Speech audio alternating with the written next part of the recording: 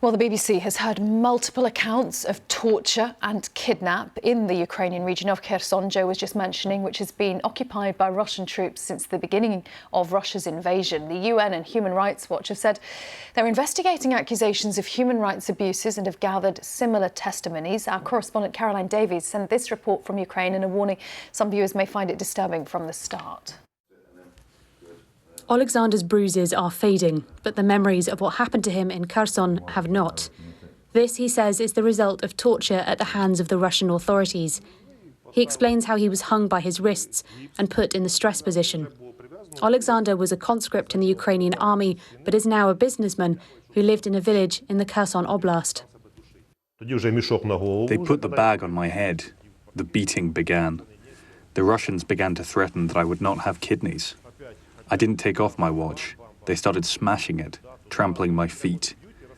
When I was severely beaten on this side, I lost consciousness. Oleg is a journalist. Within days of Russia's invasion, he says he was kidnapped. They kicked me and hit me with the butt of a machine gun. Later, when I went to the doctor, I learned that they had broken 4 ribs. I heard them torturing other prisoners. I think that was even worse for me than the physical beatings, because psychologically it was very difficult to survive. Russian troops took control of Kherson in southern Ukraine early in the war. Without being able to go into the region, it's difficult to corroborate these accounts, but we've heard multiple testimonies with allegations of kidnap and torture. I saw gunshot wounds, consequences of rape, burns, fractures, injuries of internal organs, craniocerebral injuries when a person is brought in an unconscious state. We spoke to one Kherson hospital doctor who wanted to remain anonymous. He said he's treated multiple patients with signs of torture on their bodies.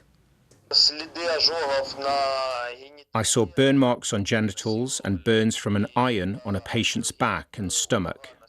A patient told me that a wire was connected to a car battery.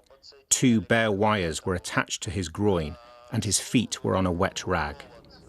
The UN and the organisation Human Rights Watch are also investigating what's happening in Kherson. I think what we see in the testimony that you've captured is very consistent with what we're hearing, not just in areas currently under occupation, but also areas that were formerly occupied by Russian forces.